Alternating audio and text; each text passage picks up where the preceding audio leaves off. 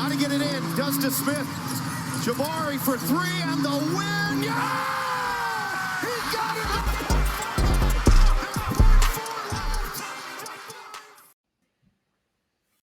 Rising Stars draft. I mean, everything that goes on. I feel like I'm underrated, to be honest. Alperen Thompson. We got that connection. Me, Alp, me, Cam. It's the same thing. We are here to Fuel Rockets News. This is a Rockets Field podcast. Of course, I'm your co-host, Lachard Binkley. You can always find me on Twitter, X, whatever you want to call it, at Binkley Hoops. You can always find my written work over at SB Nation and the Dream Shake. And before we get too far in it, as usual, I give my co-host a chance to introduce himself. Hey, what's up, y'all? It's Vator. You can find me on Twitter, XApp at Vator Sports, and also Instagram for your Rockets news and highlights. And as you saw early in those clips, we heard from Amenthompson and Cam Whitmore last night after the Rockets' big 135-109 win over the Raptors, a team that seemed like they're pretty much in tanking mode. But however you want to put it, the Rockets still look very good last night, especially the rookies who both had career nights. Cam Whitmore finished with 25 points. Amenthompson finished with 19. Like I said, both career highs.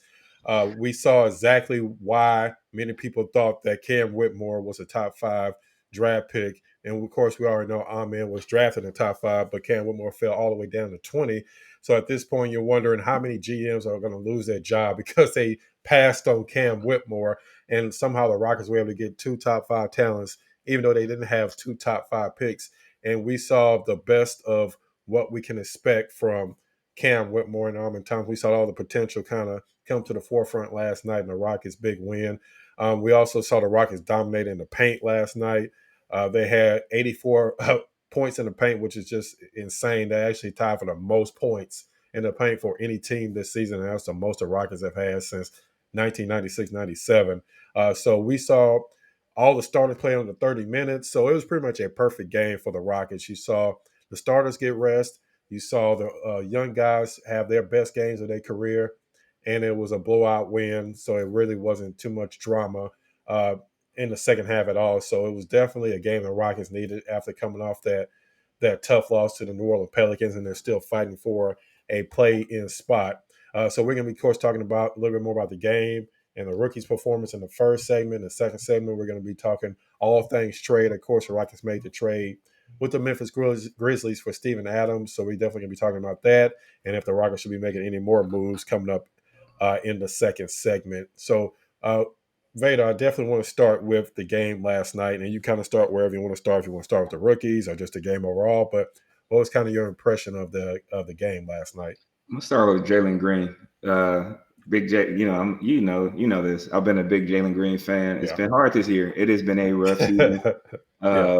You know, anytime I try to post anything Jalen Green related, I get people talking about he sucks.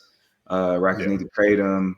Even when he plays well and I post something, people want to say that he's taken away from other guys on the team, and we lost, so and it's his fault, even though he had a really good game. So I think hopefully we've seen Jalen Green turn a corner, and the reason I feel like this looks different from some of the past seasons is he went on like these really hot shooting streaks. And like, this is not just hot shooting. You see him rebounding. You see him facilitating. You see him making live dribble passes on the fast break, making good decisions. He's not a good defensive player. I will admit that, but he's trying on defense. I don't know if he's ever going to be a guy who's going to lock up defensively, but the fact that he's even putting forth effort in that area, as well as, you see the improvement in all these other areas, I think hopefully, like, we're starting to see why the Rockets drafted this guy with the second overall pick in that 2021 draft, I think it was. And I think a lot of that goes back to Ime Udoka. He's been, from the beginning of the season, requiring Jalen Green to do more than just be a scorer. He wants him to rebound. He even mentioned he showed them some film of like, hey, you're ball watching. You're watching other guys play when you can be going in there and you can actually be contributing in other facets of the game. So hopefully this keeps up because, like, he looks really good. He looks decisive. He's aggressive. He's attacking the basket. He's finishing now. And some of the things that I was concerned with him was like he's not finishing. He's layups. He's missing layups. He's missing wide open threes. And like to me, these are things that are correctable. I feel like a lot of it was like a confidence issue. So man, I'm happy to see that like Jalen Green hopefully is back for good this time. And the rookies, like you were talking about, man, it's kind of crazy to see that the Rockets got Cam Whitmore and Amenthompson in the same draft. Like Amon is like doing some things right now that we've only seen like Kobe Bryant do as a teenager. I saw a stat today where he did something like as far as like the amount of points that he's scoring on 60% true shooting. The only other person of his age to do that was like Zion Williamson, and we know Zion Williamson was a freak, is a freak athlete. I don't know, man. Like you really see some like really good things from these two young guys, and I'm just like, I watched the game yesterday. I was on the edge of my seat. The way Amenthompson was getting to the basket and kind of scoring at will. I think he made like his first 7 shots. I think it was. First 9 shots. He was 9 for 9. It was even crazier than I thought. And then like some of his passing, his skip passing, his ability to hit the open guy, his ability to get into the paint, get paint touches. This guy's a 6'7" point guard. And then like defensively, he's already a difference maker on that end of the floor. So like the sky's the limit for these two guys. And I'm feeling very like fortunate as a Rockets fan that we're going to be able to see these dudes develop. And so those are the 3 things that kind of stood out to me. Was like I said, the way Jalen Green's been playing, the way Cam Whitmore has scored at least 17 points in the last 5 games, and he's doing it like I know Craig Ackerman keeps calling him Mr. Per 36, and the reason he's calling him that is like the way he's scoring is almost unprecedented. It's almost unprecedented, and even though Amon is not scoring like that, he just contributes in so many different areas. Like last night, I think he had 19.7 rebounds. 4 assists and 2 steals, right? So like this is a guy who and the defense. So this is we got 2 young studs, and then I haven't even spoken about Alperen Sengun, who we just kind of get used to him going out there and scoring 20 plus points and getting 13 rebounds, and then also getting 7 or 8 assists, and that's what he did last night. The thing now, the Rockets have to be consistent.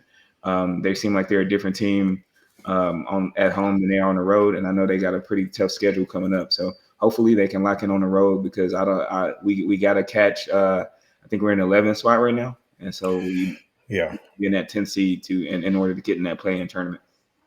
Yeah. So real quick on that play-in tournament. So let's be honest, it's going to come down to probably 4 teams for 2 spots. It's going to come down to the Lakers, the Jazz, the Rockets, and the Warriors for 2 spots. I mean, that's what, because I don't think anybody's going to catch any of the teams above that, the Kings or the OKC. Nobody's going to catch out of these teams. So it's going to come down to 2 spots. Now, of course, if you're looking at those names, you're thinking, oh, it's going to be Lakers and Warriors. But we saw how the Lakers and Warriors have played this season, and it's not crazy to think that the Rockets can pass. They're already in front of Golden State, that they can still pass the Lakers. I mean, we saw them just beat the Lakers the other day, and with the Lakers, like, all over the place right now with their coaching and with some of their players. I mean, it's not out of the realm of possibility that the Rockets can still get in that playing spot. And another thing you said about Cam Whitmore, per 36. If I'm not mistaken, coming into the game last night, he has scored 105 points in 109 minutes his last 5 games. That's crazy. So if you factor in yesterday, he's now scored 130 points in 130 minutes his last 6 games. Which is just like we've not seen. I joked. I called him a generational shot checker, and I know we typically like associate shot checking with something bad, but like his somebody dug up this stat, and I was like, hey, let's not talk about that. Put that stat in your pocket. But it was something about him having a like very low, historically low assist percentage. And I was like, you know what, man? Like he also is like scoring at a generational level for a 19-year-old. So like I don't want to hear about his passing because he's efficient. Like who is he gonna pass to that has a better shot at making the shot? I'm like, y'all go get it off the backboard. And I know me and some of my friends we've been joking about like he has this little voice in his head that's like, hey man, you're open. Shoot. No matter, it might be 2 people on him, but like he has the Gerald Green-itis. He got the irrational confidence that you want to see in an elite sport. And it's sometimes it looks bad, but like sometimes he's already one of those guys where you're like, no, yeah, all right, good shot. and Exactly. the one thing I will say about him is his confidence is unwavering. He's a guy who I've Yeah. seen, like, even when I was watching him back in the G League, I saw him like miss like 7 shots in a row, and then he went in the fourth quarter, and then he made like 7 in a row, and that's Yeah, what he you doesn't need care. from. Yeah, he does not care. Like the way that he got into it with LaMelo Ball, a few games back, and then the way that he kind Yeah. of got into it with LeBron. Not, he kind of, he idolizes LeBron. It's not like he didn't mean it as a disrespect, but he handed LeBron the ball after he scored. You don't see that from Yeah. a And the 19-year-old. Lakers also passed on him, so he definitely was Yeah. playing with a chip on the shoulder in that game. Yeah, and this is a dude who's 6'6", 6'7", 230 pounds, and he's built for this. And so Yeah. it's been fun watching him kind of like excel in the role that Ime Udoka has given him with the absence of Tariq and then Jabari being out. He took advantage of it. Like, he could have easily came in and struggled, and the moment was not too big for Cam Whitmore. And so, like, I Yeah. think you see the sky's the limit with him. Yeah. And next person I want to talk a little bit more about Amen is I want to talk about his relationship with Alperen. If you're a rookie trying to get minutes, is there a better thing you can do than to attach yourself to the best player on the team, a player that's going to get you the ball in any certain spot? Is there a better way to do that than become a really good cutter? When KJ Martin was traded away, they lost their best cutter, I and was I now was going to bring that I, up. I don't think that is I don't think it's exaggerating that Amen is probably their best cutter, anybody on the team, and he plays really well in the dunker spot. I asked coach about that last night. He talked about his height at the point guard position, being able to play in that dunker spot. There's not too many point guards that's going to be able to stop him when he's down in that dunker spot, and it also frees him up to also get the offensive rebounds. I think when you start talking about Amen's prime, he's going to be averaging 7, 8 rebounds a game just because he's going to be able to jump over not just point guard but any guard in the league. No guard's going to be able to keep him off a block. But now he's built that relationship, as you heard in that clip where he says it's Alperen Thompson. He's built that relationship with Sengun, and he even said it during that interview. He said that we don't even talk about it. We haven't talked about, hey, you need to be in this spot. You need to be in this spot. They haven't practiced it at all. He said they just talk about it briefly on the bench, and they're such they're in such a good place with each other that they just know where each other's going to be at on the court. And to have that already as a rookie, man, that says a lot about your basketball IQ. And I think people need to talk a lot more about his basketball IQ because to me, that's the best part of his game. It's funny because, like, about a month and a half ago around this time, people were saying, did we get the worst twin? Did the Rockets draft the right Yeah. guy?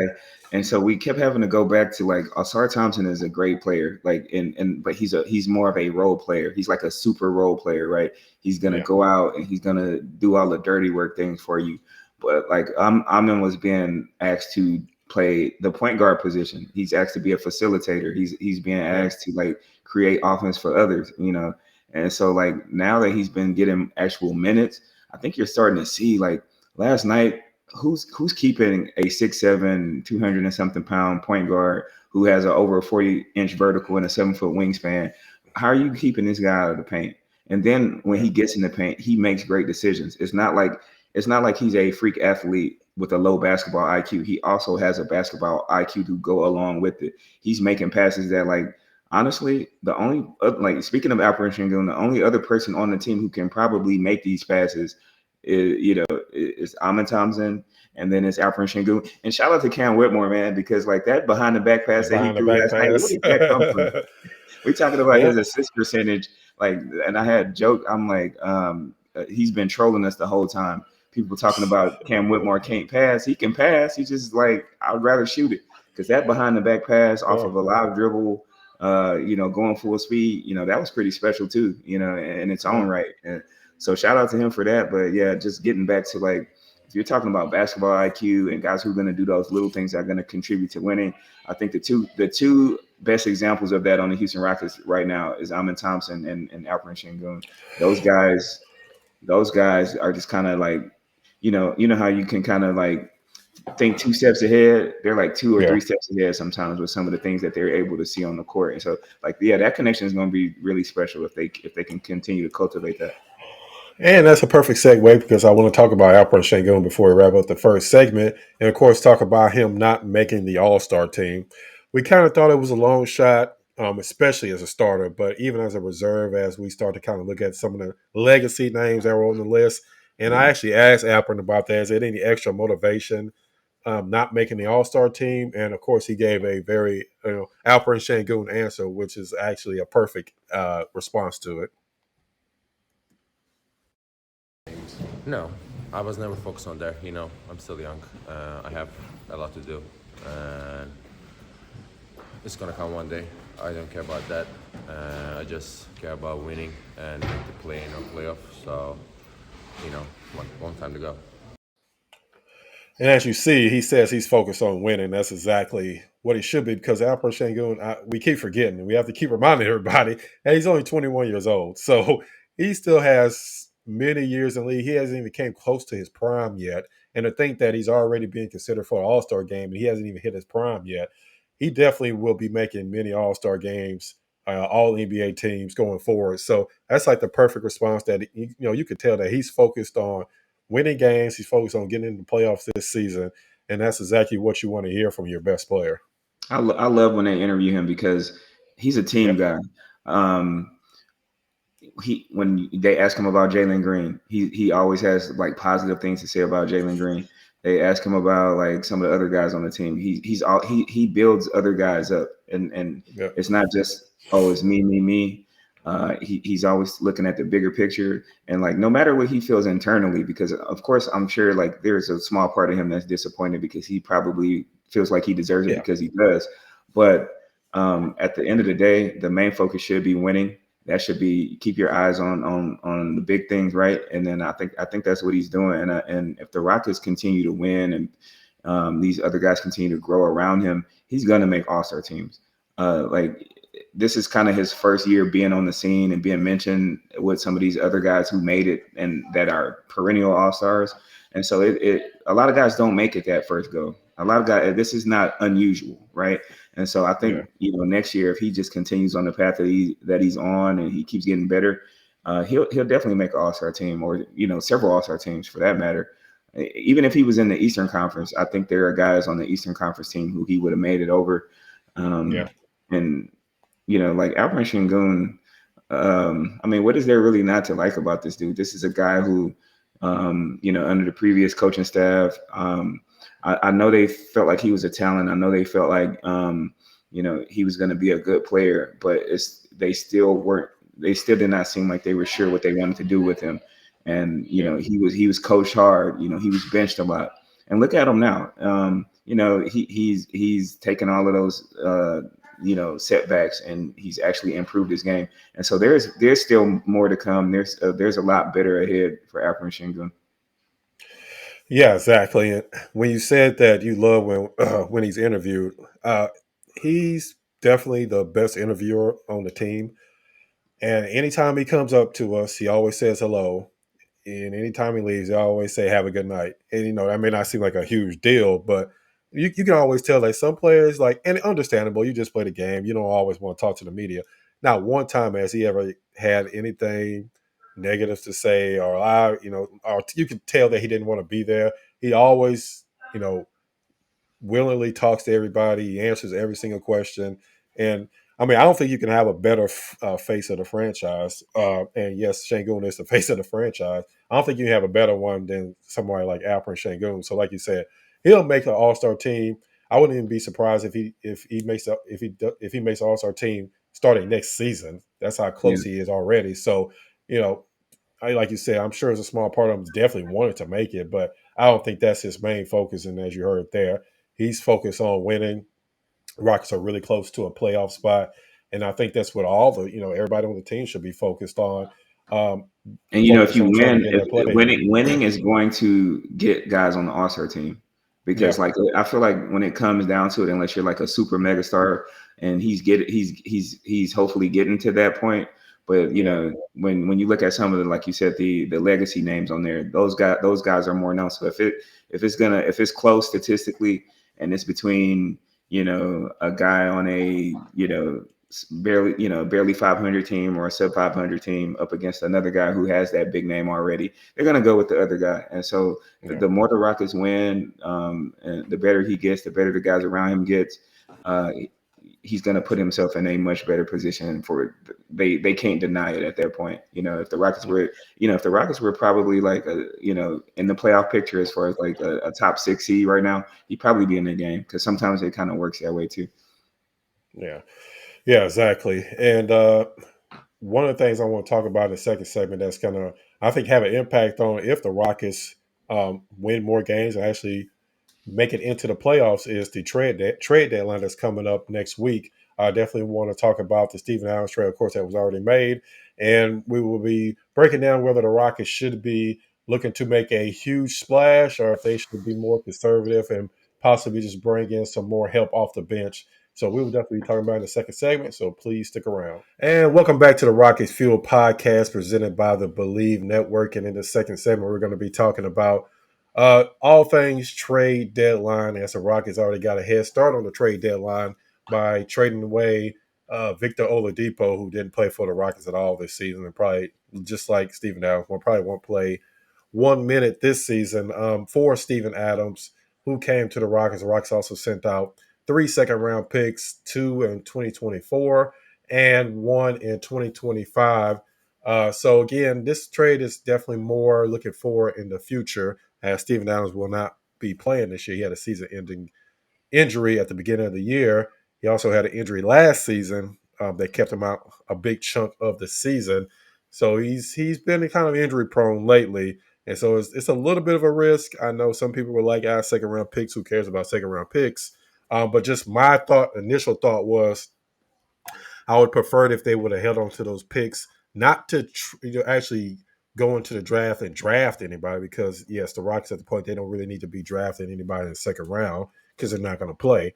But to possibly get a better deal or a better trade, either closer to the trade deadline or next season, because those second-round picks do come in handy when you're trying to make bigger trades. But I understand what the Rockets were trying to do. You could definitely tell when he was talking about Steven Adams, you could definitely tell this was a MA guy, that MA had his fingerprints all over this trade, because whether people know it or not, MA has a lot of say, a lot more than Coach Silas had when it comes to roster construction. And any trade that happens, I really think has to go through MA first, and you can definitely tell that MA had a big part in it. So I understand the appeal. Steven Adams is one of the best screeners in the league. He brings the toughness the Rockets don't have in the front court right now. He's one of the best, even at this age right now. He's still one of the best rebounders in the NBA, and he's an enforcer, something else the Rockets don't have in the front court. So I understand the appeal. There's a little bit of a risk just because he hasn't played a lot of basketball the last 2 seasons, and he is injury prone, and he's on the backside of his career now. Not to say that he's washed up, but he's definitely on the other side of his prime years. So it's a little bit of risk doing that. And like I said, it won't have any impact this season. But next season, if he can come back healthy, then it's a great trade. It's an absolutely home run trade. You make that trade 10 times out of 10.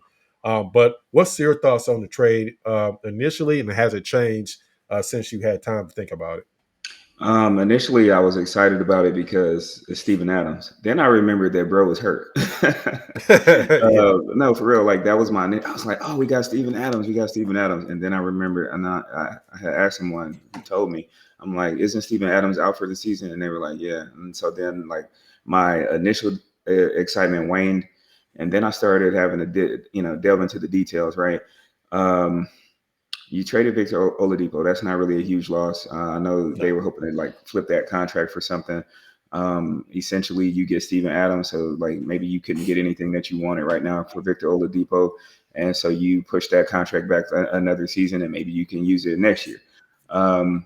You gave up some second-round picks, and like you mentioned before, like three second-round picks. I saw guys like the last trade deadline getting moved for a handful of second-round picks that were actually useful players, guys who were like contributing to playoff teams and coming on the rosters and like actually like doing things to help those teams win. So like a second round pick, face value doesn't seem like it's worth much, but when you package several of them together, sometimes you can get a difference maker on your team that can make a difference between like a Houston Rockets team who's kind of on the borderline on the outside looking in at the 11th seed. Maybe you can get a guy that can come in and help you get to the 9th or 10th slot and actually be, in a situation where you can play for a playoff spot.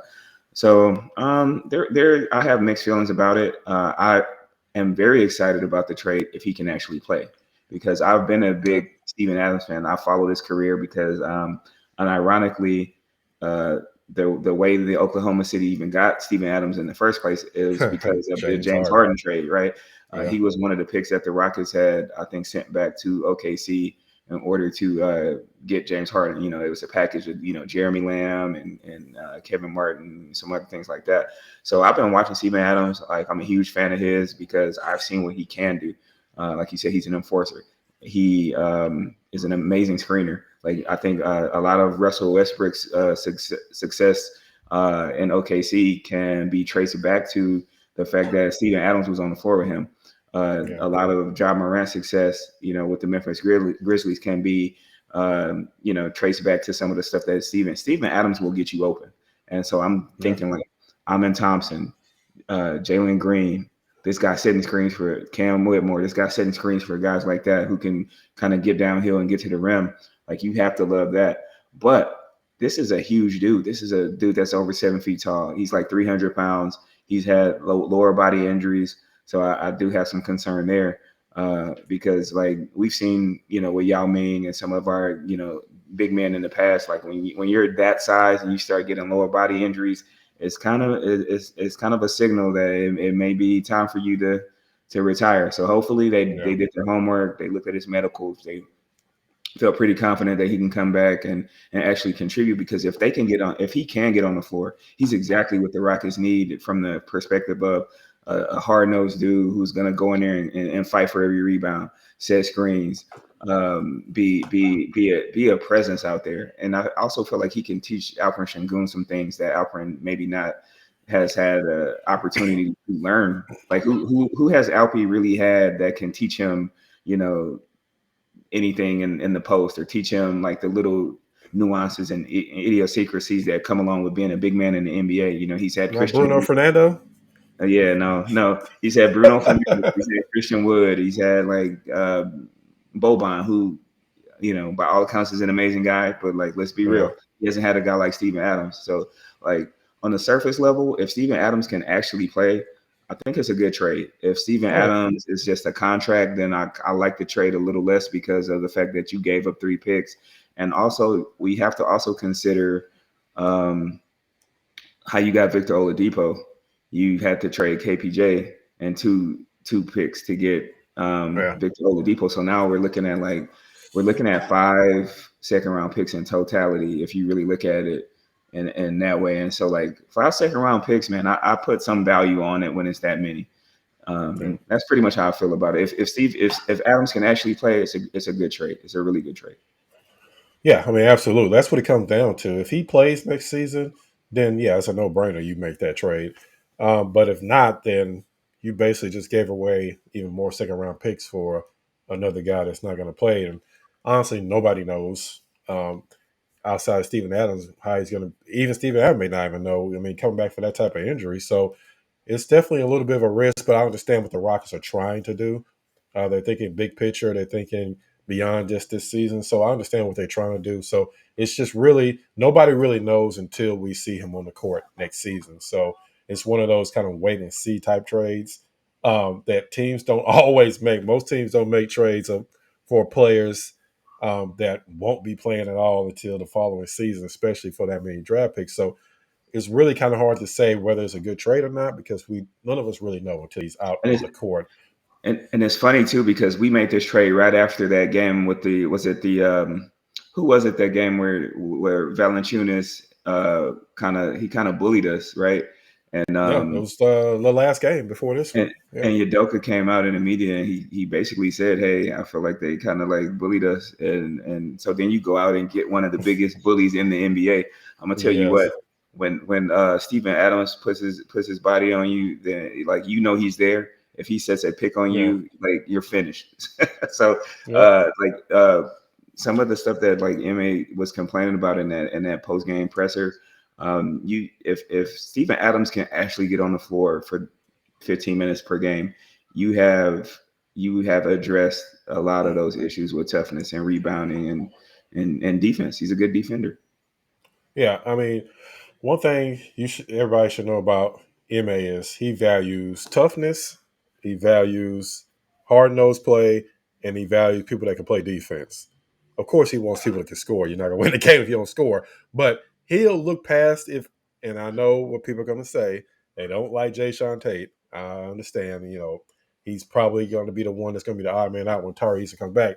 But that's one of the reasons why Jayshawn Tate keeps playing. For better or for worse, he keeps playing because he's tough-nosed, he plays good defense, and he always plays hard. So that's stuff that MA always talks. He talks about that more than anything else, more than offense, more than flashy dunks. That's what he cares about above anything else. So the fact that they went out and got Steven Adams, nobody should really be surprised because that is the exact type of player that like MA loves to have on his team is a player like Steven Adams. So before we wrap up the show, definitely want to talk about the trade deadline is coming up Thursday. We saw the rumors fly around about possibly trading Jalen Green for Mikal Bridges or Jalen Green for this guy or, making a big splash, trying to bring in a star-level player. But just from my point of view, I just don't see the Rockets doing that. Number one, Jalen Green is still under a rookie contract. The Rockets want to see how all this plays out with their core players like Jalen Green, like Jabari Smith, Alperen Sengun, all the guys that they just recently drafted. They want to see how that plays out.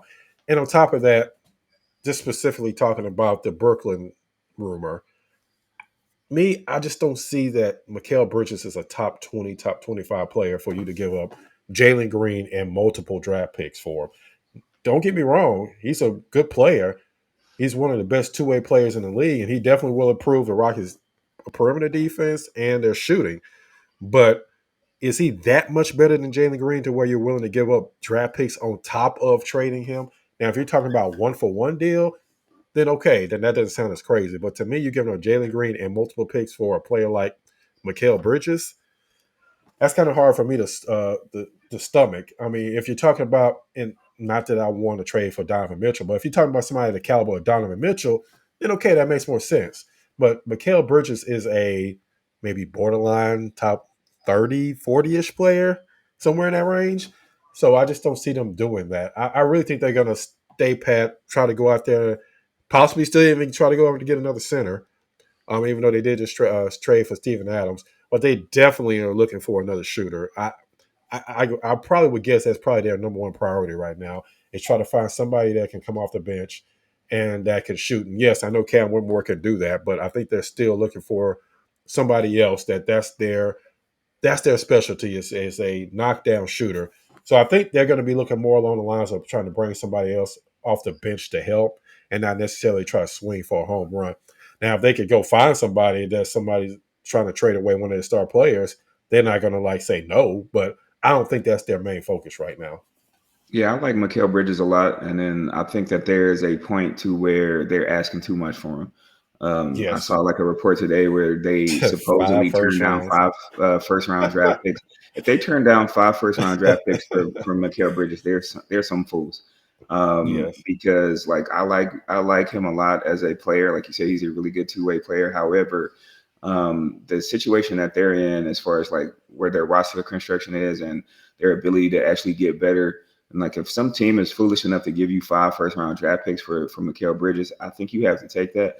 And so I think they're trying to inflate his trade value, because I do think the Rockets do have some interest there because we do control Brooklyn's draft for the next few years. So our ability to deal with them, those draft picks are worth more to the Brooklyn Nets than they are to anybody else because of their own picks. Them getting their picks back give them the opportunity to, if they want to tank, they can actually tank. Right now, they can't really blow their team up because we own their draft. So I think that there's probably been some talks, but I would not trade Jalen and 2, 3, 4, whatever they're asking for. It seems like the asking price for Mikal Bridges is just at a ridiculous point. Jalen Green is still 21 years old. Like you said, he's still under a rookie control contract. And so it would be – I'm not going to pretend like getting Mikal Bridges and putting him in the lineup in place of Jalen Green does not make the Rockets better, because it does. Yeah. However, you also have to look at the fact that just from a futures perspective, is this the best deal for the Rockets moving forward to the future, looking to the future? Yeah. Because like if they're asking for Jalen Green and they're asking for all of their picks back and all of their pick swaps back, that's not a good trade. That's not a good trade. Now, if you're just talking about maybe, matching some salary and then giving them some of their draft capital back, then to me, I like that. That is something that, makes sense to me. Or if you're talking about Jalen Green and maybe a pick, but like at some point, you have to be reasonable, and it sounds like they're not being reasonable. So I don't know if there's a deal to be made there. As far as what the Rockets need to bring in, I've been saying that they needed a backup point guard, not because I didn't believe in Amen, but I didn't know if Ime Udoka believed in him just yet. But I think the way that he's been playing lately, I think that need for the backup point guard is a little bit less. But I was all for them trying to like bring in Tyus Jones to back up Fred VanVleet or something like that, because Fred VanVleet's minutes were just like out of control. Like I'm like, whose knees are going to turn into pixie dust if they don't get him off the floor? There's no reason, and we talked about this, there's no reason for this 5'10", 5'11" dude to be playing, 40-something minutes per game, leading the NBA in minutes. It's affecting his play. His shooting has not been the same. His defense has not been the same. And so, like, if I feel like if Udoka didn't trust Amen enough to put him in that position to where he could lower Fred's minutes, we need to bring in somebody who he has some confidence in. Because if we lose Fred, now we've seen how injuries have hurt this team as far as like with the on-court product. And I don't think, you don't want to lose Sengun, obviously, because he's the best player. You don't want to lose Fred VanVleet because he's kind of the guy that can, initiating offense or whatever. So, like you said, we need a shooter. We need shooting. Cam's come in. He's done an amazing job shooting and not passing, but he's shooting and he's filling up he's doing some, like I said, unprecedented things, some historical things as far as scoring at his age and as a rookie. But we definitely need a backup big. Like, I think that is that's right up there with the shooting need. You need to bring somebody in who can actually like give teams a different look. Alperen, I would say maybe 90% of the games he's been great, but you cannot expect a 21-year-old to carry a team every single night. He doesn't have the benefit to be able to be like, I'm a little off tonight, I need to go, let me go sit down and refocus, because who are we putting in for him? There's nobody that can come pick him up, and that's what you have to have on a team. And right now we don't have a guy who can come in and when Alperen's down a little bit and kind of like, keep the team afloat until Alperen can come back in and kind of refocus. So I'm hoping that they can somehow bring in a big man who can contribute and give Alperen a break. And then, like you said, the shooter. And I want the backup point guard a little less now, because like I don't want him taken away from Amenthompson's minutes. Yeah, exactly. And I mean, I think ultimately, even with, like I said, with the Steven Adams trade, that they're still looking to bring in a player like a Andre Drummond or a Daniel Gafford out of Washington, or even a Nick Richards out of Charlotte, like some of the names I've been hearing floating around as far as trade possibilities. So one thing you'll know, they're going to make some type of move. I don't think it's going to be a big move, but they're going to make some type of move because trade deadline, because Rafael Stone and Ime want to win this season. They want to make the playoffs this season. So they're going to make some type of move. I just caution everybody that when you do see these reports, to keep in mind that a lot of time these reports are misdirections from front offices. So if you hear a lot of talk about a certain player being traded, majority of the time they're not traded. Nobody heard anything about Steven Adams coming to Houston. Right. I don't think I saw one report about Steven Adams coming to Houston. Usually the trades that you don't hear are the ones that actually happen. So just keep that in mind this next, less than a week now before the trade deadline, because every single year we hear all these crazy reports. Everybody has 1,000 sources that, they talk to the water boys, sisters, cousins, brothers, barber that somehow knew about a trade that nobody else knew about, and then the trade never happened. So that's just something to keep in mind And as one we get thing, and closer one to the trade deadline. and one thing that I also we still have Tari Eason about to come back hopefully next week, Yeah. and so like everybody can't play. So like I'm kind of like the Tari Eason is coming back, and then like Cam Whitmore is doing some things that like I want to see Cam Whitmore play. I don't want them to bring in some guy who's gonna like put Cam Whitmore on the bench, and then he's no longer being developed. Like I said, the things that he's doing as a 19-year-old are kind of crazy. So like I don't know, man. Like I hope I hope it's a good fit. It's something that's not gonna like stunt the young guys' development too much. Like I said, I don't want them to bring in like a backup point guard and then all of a sudden we don't see Amenthompson anymore. I don't want them to bring in a shooter and then all of a sudden we don't see Cam Whitmore anymore unless it's a blowout game at the end of the game. So I'm gonna be looking for that too. So I'm gonna have my eyes like peeled on Thursday when the trade deadline approaches, because I do think they need to add something. But I'm probably gonna be happy and disappointed at the same time because I feel like somebody's gonna lose minutes. Yeah, I mean that's the thing. You always got to keep in mind when you're making these trades is what are you willing to sacrifice. I mean, at this point right now, if you're looking at the Rockets roster, if Tate's not traded, he's probably the odd man out. He's definitely the odd man out. I don't see any way that Cam is not going to get some type of minutes, even when Tari Eason gets back. I think he's in the rotation. Him and Amen are in the rotation going forward. So that leaves Jayshawn Tate, maybe. And something you mentioned, I want to talk about real quick before we wrap up the show, because I'm going to wrap it up here. You mentioned about Fred's minutes, and I actually asked Coach about it, and I wish I would have brought that clip up, but I asked him about that. Do they want to cut down on Fred's minutes in the second half of the season? And he said, yeah, we want. That's our ultimate goal, is to get some of these younger guys longer stretches during the game. And I'm assuming that means Amen playing more instead of Fred playing 35, 40 minutes a game, because they definitely want to cut down Fred minutes from career high 37 minutes a game, probably down to at least 32, 33 minutes. So I do think that you'll start to see even more Amen on the court as the season goes on. But yeah, definitely Jayshawn Tate's going to be the odd man out one way or another.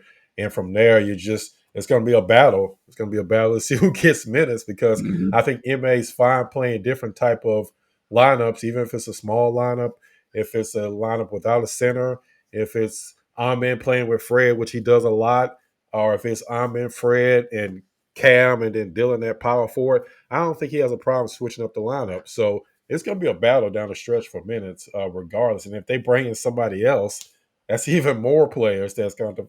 So it's going to be interesting to see how all the rotation and the minutes work out.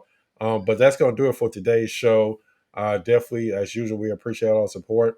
And of course, Vader, I appreciate you, as usual, coming on and co-hosting the show with me.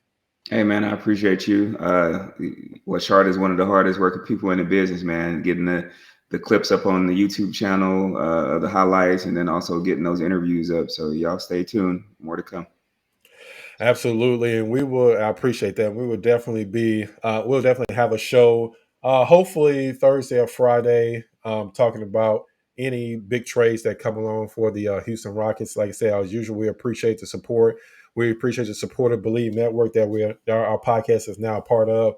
We appreciate our subscribers. We are now over 1,500 subscribers in less than a year, which is just amazing. We definitely thank everyone that subscribes, everybody that gives us a like, everybody that leaves comments. I read each and every single comment, so we definitely appreciate that. And let us know down in the comments, do you think the Rockets should make a major trade, or do you think that the Rockets should just possibly bring in some more bench supporter, like a backup big, or somebody that's a shooter coming off the bench? Let us know down in the comments what you think about that. And as usual, we appreciate all the support each and every week. And make sure you check out the next episode of Rocket Fuel Podcast.